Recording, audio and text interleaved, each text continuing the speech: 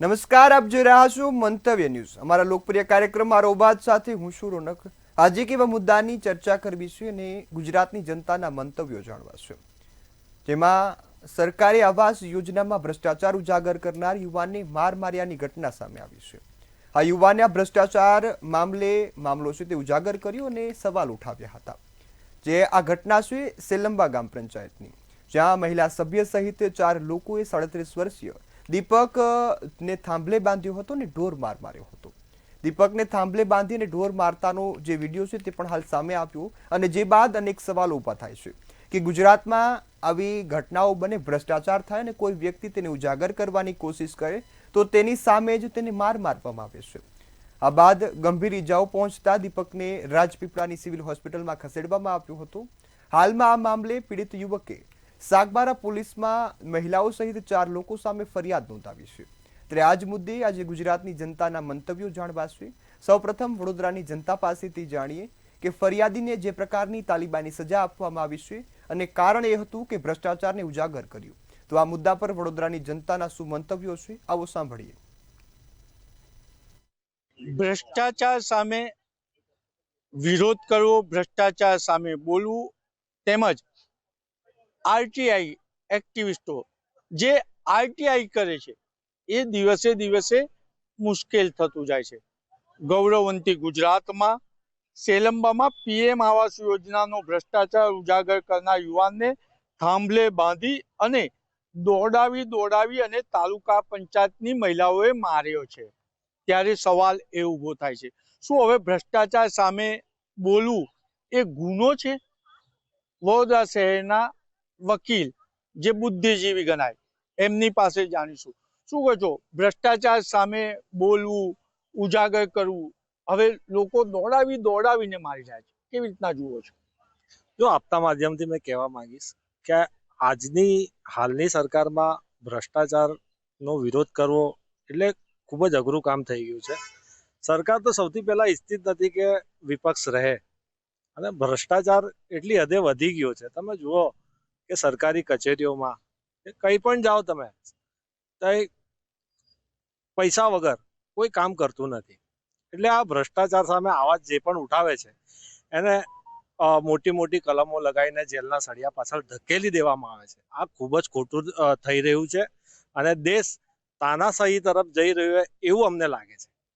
એટલે આપણે સંવૈધાનિક આપણો અધિકાર છે કે ભ્રષ્ટાચાર સામે આપણે અવાજ ઉઠાવવો જોઈએ અને જઈ અન્યાય થતો હોય ત્યાં આપણે વિરોધ કરવો જોઈએ। પરંતુ જે રીતના હવે તાલુકા પંચાયતની મહિલાઓ એક પુરુષને પણ મારે છે, તો આને કેવી રીતના જુઓ છો? બહુ ખોટું છે, આને કાયદાકીય રીતે થવું જોઈએ। આ પહેલી ઘટના નથી, ગુજરાતમાં આના પહેલા પણ આવી બધી ઘટનાઓ બની ચૂકી છે।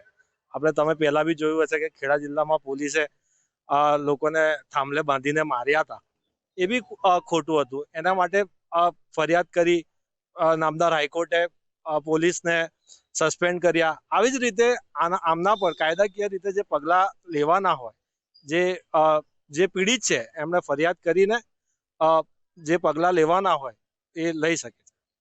આપણે અન્યને પૂછીશું, શું કહો છો, હવે ભ્રષ્ટાચાર ઉજાગર કરવું પણ ગુનો હોય તેમ સજા થઈ રહી છે? 100%। અને જ્યાં જ્યાં ભ્રષ્ટાચાર થાય સામાન્ય વર્ગે બી આનું ધ્યાન લઈ, કોઈ વિપક્ષ નહીં પણ દરેક નાગરિકોએ જાગવાની જરૂર છે। સામાજિક કાર્યકર્તાઓ તો અવાજ ઉઠાવવા છે, પણ જે એવું માનતા હોય કે ભાઈ પેલા સાથે થાય છે મારે શું છે, અને ભ્રષ્ટાચારને ઇનડાયરેક્ટ તમે સમર્થન જ કરો છો, પણ જ્યાં જ્યાં લાગતું હોય કે ભ્રષ્ટાચાર થઈ રહ્યો છે, પોતે એવો સમજીને કે ભાઈ મારી સાથે જ થયું છે, તો એ પ્રમાણે અવાજ ઉઠાવો અને તો જ આનો આગળ કંઈક થોડા મહદઅંશે રાહત મળશે। દરેક નાની શરૂઆતથી જ એક મોટું એ નિર્માણ થઈ શકે તેમ છે। એટલે નાનું કે સપોઝ માન લો કે નાનું કાર્ય થાય છે તે ભ્રષ્ટાચાર થાય છે, તો પોતાની એક ફરજ સમજીને તમે એ ફરજના ભાગરૂપે તમે એને ઉજાગર કરો તો જ ભ્રષ્ટાચારનો કંઈક મહદઅંશે થશે। કારણ કે નાની કચેરીથી મારી મોટી કચેરીઓ સુધી આ જ ચાલતું આવ્યું છે। એટલે દરેક નાગરિકની પહેલી ફરજ કે સમજી કે જ્યાં જ્યાં ભ્રષ્ટાચાર થતો હોય ત્યાં ઉજાગર કરો। મહિલાને પૂછીશું, ભ્રષ્ટાચાર ઉજાગર કર્યો તો મહિલાઓ ભેગી થઈ અને થાંભલે બાંધી દીધો। શું ભ્રષ્ટાચાર ઉજાગર કરવું પણ હવે ગૌરવવંતી ગુજરાતમાં ગુનો બનતું જાય છે? આ એક બહુ શરમજનક ઘટના કહેવાય કે જ્યાં આપણે શિક્ષિત વર્ગ હોવા છતાં ઘણી વખત શિક્ષાનું મહત્વ આપણે ત્યાં વધારે હોય છે. અને આ ભ્રષ્ટાચાર જે વસ્તુ છે એ હાલની નથી, પેઢીઓથી આ વસ્તુ ચાલતી આવી છે.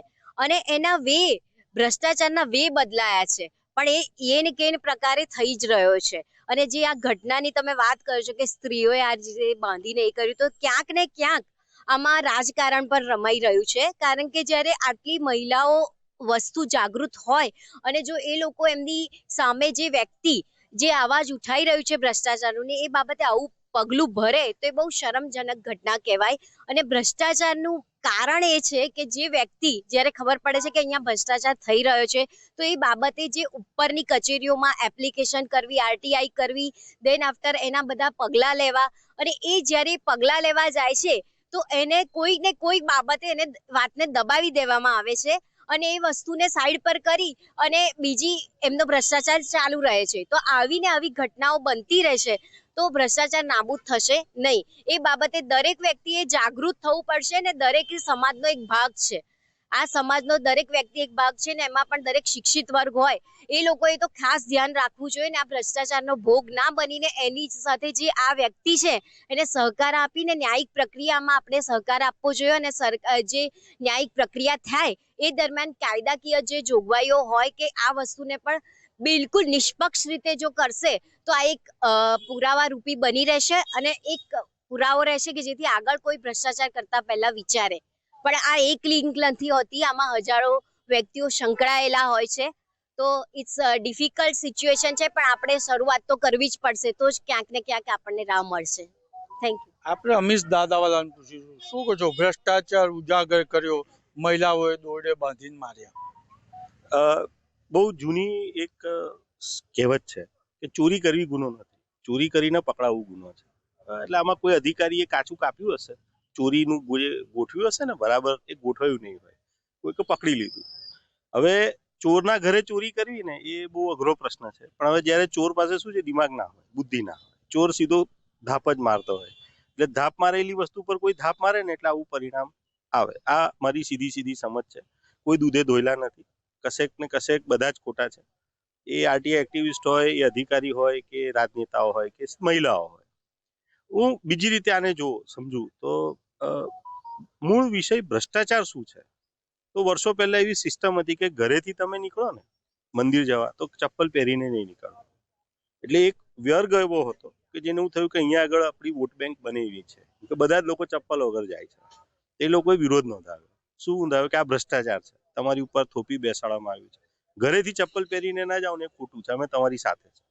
એટલે લોકો એ બાજુ વળી ગયા. પછી શું થયું કે મંદિરની બહાર ચપ્પલ કાઢવાની સિસ્ટમ ચાલુ થઈ ગઈ કે ભાઈ હવે મંદિર સુધી ચપ્પલ પહેરીને આવો, મંદિરની બહાર ચપ્પલ કાઢો, અને ત્યાંથી અંદર જશો તો તમને કોઈ વળશે નહીં, અમે તમારી સાથે છે. એટલે જે પહેલી પેઢી હતી એ ત્રીજી પેઢી બનીને પાછી આવી કે આ ભ્રષ્ટાચાર કહેવાય. પછી હવે એવું થઈ ગયું કે રામ મંદિરમાં કુંભ મેળામાં એટલી બધી ભીડ થઈ ગઈ કે લોકો ચંપલ કાઢવાનું છોડી દીધું, કોઈ વિરોધ ના કર્યો. જે ચંપલ પહેરીને તમને ઘરે જવાથી રોકવામાં આવતા, તે ચંપલ પહેરીને તમે મંદિરમાં, રામ ભગવાનના મંદિરમાં જતા રહો ને તો બી કોઈ વિરોધ નથી થયો.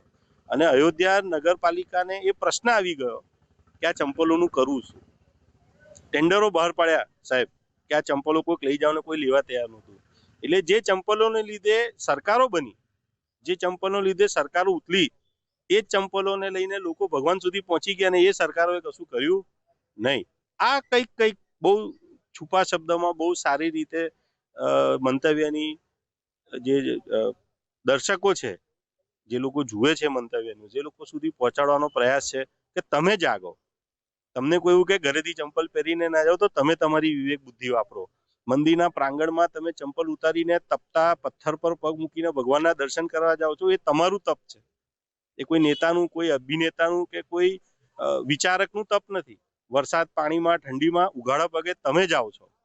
તમારે સમજવાની જરૂર છે કે તમારી સાથે શું થઈ રહ્યું છે, તમારી ભાવના સાથે, તમારા ધર્મ સાથે, તમારા વિચારો સાથે કોણ રમત કરી રહ્યું છે, અને તમને કોઈ વસ્તુ કઈ રીતે પ્રેઝન્ટ કરીને આપવામાં આવી છે. ભ્રષ્ટાચાર કૃષ્ણના સમયમાં પણ હતો. લાક્ષાગૃહની અંદર લાખ અને મીણ વાપરવામાં આવી છે એવું ભ્રષ્ટાચારીએ જ કીધું હતું કોઈકને. કૃષ્ણે કશું નહોતું કર્યું, પાંડવો લઈને નીકળી ગયા હતા, યુદ્ધ કરી શક્યા હોત. તો એ ઇન્સ્પિરેશન ત્યાંથી મળે છે આ લોકોને. પણ એવું નથી જોતા કે કૃષ્ણ કોણ કહેવાય. કૃષ્ણ એટલે કોણ? જે વિરોધીને તક આપે ને એ કૃષ્ણ કહેવાય. વિરોધીની તકનો દુરુપયોગ કરે પોતાના ફાયદા માટે એને કૃષ્ણ ના કહેવાય. એટલે ભ્રષ્ટાચાર વર્તમાન કાળમાં વ્યવહાર થઈ ચૂક્યો છે અને ભ્રષ્ટાચાર કહીએ તો ખોટું નહીં રહે કે લોકોએ પણ સ્વીકારી લીધો છે. અને મહત્વની બાબત એ છે કે વર્તમાન સમાજ હિંસક અને આક્રોશિત થઈ રહ્યો છે, ત્યારે તેના વિરુદ્ધ કોઈ બોલે, તેના વિરુદ્ધ કોઈ ધરના ધરે કે તેના વિરુદ્ધ કોઈ પણ અવાજ ઉઠાવે તો તેને ગમતું નથી. એ સરકાર હોય, સમાજ હોય કે વ્યક્તિ હોય. એના કારણે જ હવે ભ્રષ્ટાચાર ઉજાગર કરવું દિવસે દિવસે મુશ્કેલ થઈ રહ્યું છે. સત્ય બોલવું પણ હવે મુશ્કેલ થઈ રહ્યું છે, કારણ કે જે રીતના અસત્યનો પ્રભાવ સમાજ પર પડી રહ્યો છે. કેમેરામેન મિલિંદ મેલે સાથે નીલેશ બ્રહ્મભટ્ટ, મંતવ્ય ન્યૂઝ, વડોદરા. તો હવે સુરતની જનતા પાસેથી જાણીએ કે જે ફરિયાદી છે તેને આ પ્રકારની સજા આપવામાં આવી, ત્યારે હવે સુરતની જનતાના આ મુદ્દા પર શું મંતવ્યો છે? ભ્રષ્ટાચાર સામે અવાજ ઉઠાવવું એટલું મુશ્કેલ કેમ બને છે અને જે અવાજ ઉઠાવે છે એને તાલેબાની સજા આપવામાં આવે છે? સુરત ખાતે હાલ કેટલાક એડવોકેટ્સ આપણી સાથે છે. આમાં અનુભવોથી જ આપણે વાત કરીને જાણે એમનું શું કહેવું છે, કારણ કે લંબામાં જે પીએમ આવાસ યોજના હતી, આ યોજનાનો ભ્રષ્ટાચાર ઉજાગર કરનાર યુવાનને થાંભલે બાંધી દોડાવીને તાલેબાની સજા આપવામાં આવી છે. દીપકભાઈ, પહેલા તમારી પાસે આવવા માંગીશ. જે રીતના આ કિસ્સો સામે આવી રહ્યો છે, ભ્રષ્ટાચાર માત્ર એકમાં તો હોતો નથી, આખા દેશમાં, આખી દુનિયામાં જ્યાં જો ત્યાં ભ્રષ્ટાચારના જ ભંગા વાગતા હોય. આપ શું માનો છો?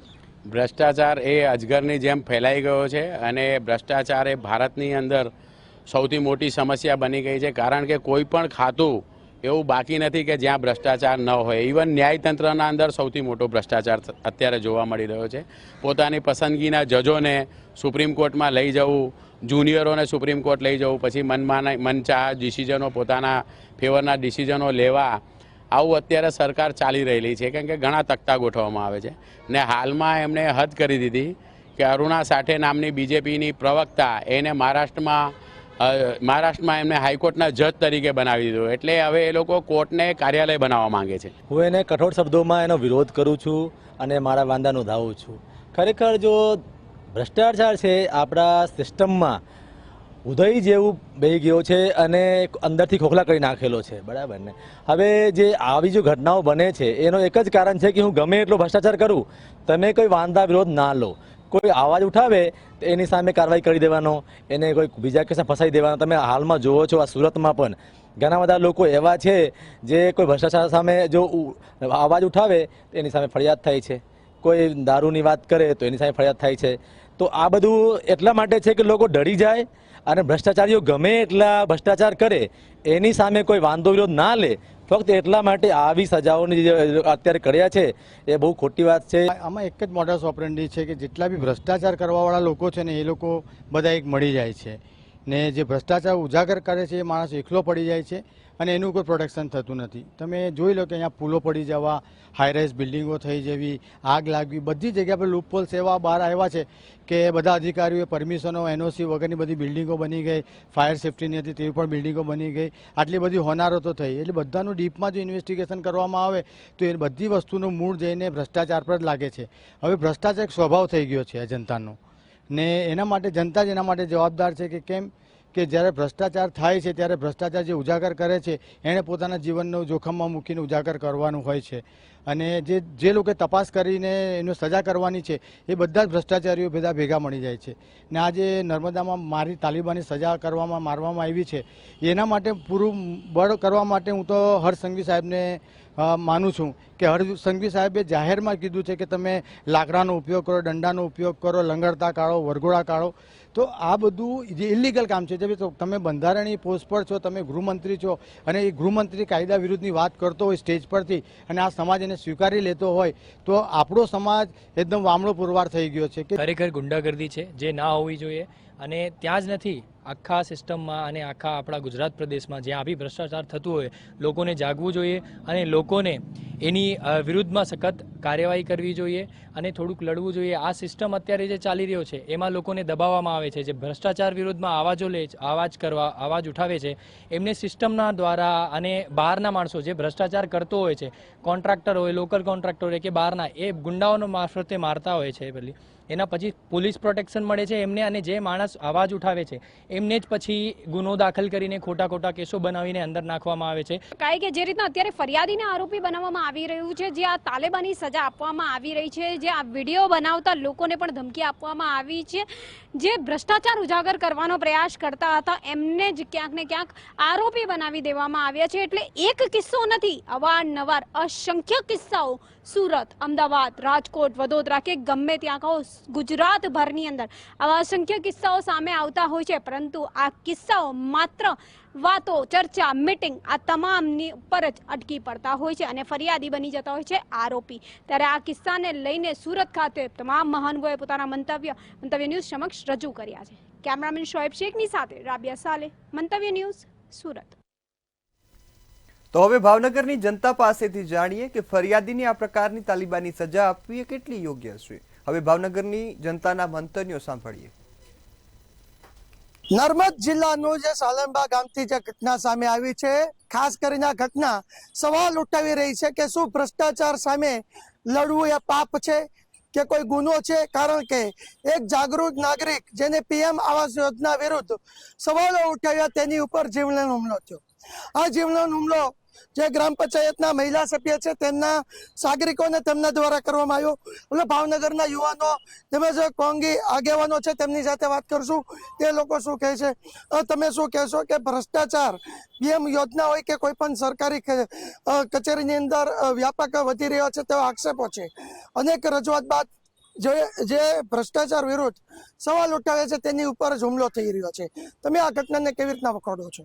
ચોક્કસ આજે તમને વાત કરું તો જે ભ્રષ્ટાચારનો મુદ્દો છે એ દેશ લેવલે ઝળકતો મુદ્દો છે. આજે ગુજરાતમાં જે ઘટના બની છે, જે જાગૃત યુવાન દ્વારા જે ભ્રષ્ટાચાર બાબતે જે અવાજ ઉઠાવવામાં આવ્યો છે તેની ઉપર હુમલો કરવામાં આવ્યો છે તે સતત નિંદનીય બાબત છે. અને આજે ભાવનગરની દ્રષ્ટિએ જોવા જાવ તો ભાવનગરમાં તે સતત ખાડાથી માંડીને નગરપાલિકાના જે ભ્રષ્ટાચાર છે એ ખૂબ જ વધી રહ્યા છે. અને આવાસ યોજનામાં પણ ભ્રષ્ટાચારનો ખૂબ મોટો સામનો કરવો પડે છે ત્યાંના રહેતા રહીશોને. જે ચોક્કસ ભાવનગરમાં પણ ભ્રષ્ટાચાર સામે આવી રહ્યો છે. યુવાન છે તેને થાંભલે બાંધીને મારવામાં આવ્યો. તમે શું કહેશો? ભ્રષ્ટાચાર તે દેશનો સૌથી મોટો મુદ્દો છે અને ગુજરાતમાં 8 પાસ હર્ષ સંઘવી ઠોટ 8 નાપાસ જે ગૃહમંત્રી છે તેના ઓરામાં ભાવનગરમાં પણ બહુ ભ્રષ્ટાચાર થાય છે. અને અવારનવાર ભ્રષ્ટાચાર સામે અવાજ ઉઠાવતા પણ બીક લાગે છે કે ક્યાંક આપણી ઉપર પણ હુમલો ન થાય. એ ચોક્કસ યુવાન પણ હવે ડરી રહ્યો છે કે ભ્રષ્ટાચાર સામે લડવું કેમ કે હુમલાની બીક લે છે. તમે શું કહેશો? હવે યુવાન પણ ડરવા માંડ્યો છે. ખાસ કરીને જોઈએ તો છેલ્લા ઘણા વર્ષોમાં ભ્રષ્ટાચાર ખૂબ જ આપણા દેશમાં વધી ગયો છે. ગુજરાતમાં સતત 27 વર્ષથી ભાજપનું શાસન છે. 27 વર્ષથી સત્તામાં હોવા છતાં ભ્રષ્ટાચાર ડામવામાં તે સદંતર નિષ્ફળ્યા છે. અનેક એવા મુદ્દાઓ, આવાસ યોજનાઓ જુઓ તમે, યુનિવર્સિટી જુઓ, આ સરકારે સંપૂર્ણપણે ખાનગીકરણ કરી નાખ્યું છે. લોકો પાસે રોજગારી છે નહીં, યુવાનો ભૂખે મરે છે. ભૂખમરાને તેમજ બેરોજગારીની કારણે અનેક યુવાનો ગુનાની લતમાં સપડાઈ ગયેલા છે. દારૂબંધીનું ખાલી ગુજરાતમાં નામ છે. આપ જોવા જાવ તો સૌથી વધારે દારૂ ગુજરાતમાં વેચાય છે. ત્યારે સદંતરે જોવા મળતા કે હાલની સરકારમાં એક પણ ખાતું એવું બાકી રહ્યું નથી કે જેમાં ભ્રષ્ટાચાર ન હોય. જે ચોક્કસ ભ્રષ્ટાચાર નથી એવું ખાતું નથી, પરંતુ હવે લોકોની ઉપર હુમલા થાય છે. તમે શું કહો? ભાજપ સરકાર દ્વારા જે કાંઈ ભ્રષ્ટાચાર કરવામાં આવે છે એ બહુ નિંદનીય છે. યુવા જે વિરોધ કરે છે તેની ઉપર હુમલો થાય છે. નર્મદની ઘટના બની છે. હવે યુવાનો ડરી રહ્યા છે ભ્રષ્ટાચાર સામે અવાજ ઉઠાવવા. તમે શું કહો? ભાજપ દ્વારા ખોટા કેસો કરવા, ડરાવવા, આવા બધા મુદ્દાઓની હિસાબે યુવાનો થોડા ડરે છે એને. જે ચોક્કસ ખોટા કેસ અને જે હુમલા થાય છે તેમ કે ડર લાગે છે. તમારું શું કહેવું છે? તમે યુવાન છો, અનેક વિરોધ પ્રદર્શન પણ કરતા હો છો. તમે શું કહો છો આ ઘટનાને સામે? જેમ ગુજરાત ગાંધીનું ગુજરાત કહેવામાં આવે છે, પણ ગાંધીના ગુજરાતમાં એકેય શહેર એવું નથી જેમાં દારૂ ન વેચાતો હોય કે અનેક જે ડ્રગ્સ ન વેચાતો હોય. એકેય એવું શહેર નથી. તો એ બધું વેચાય છે તો તેનો ભ્રષ્ટાચાર જ થયો કહેવાય ને. એ પૈસા વેચે છે તો તેની આગળથી બધા પૈસા લે છે, અધિકારીઓ કે કોઈ પણ વર્ગ પૈસા લે છે તો એ પૈસાનો ભ્રષ્ટાચાર જ થયો કહેવાય.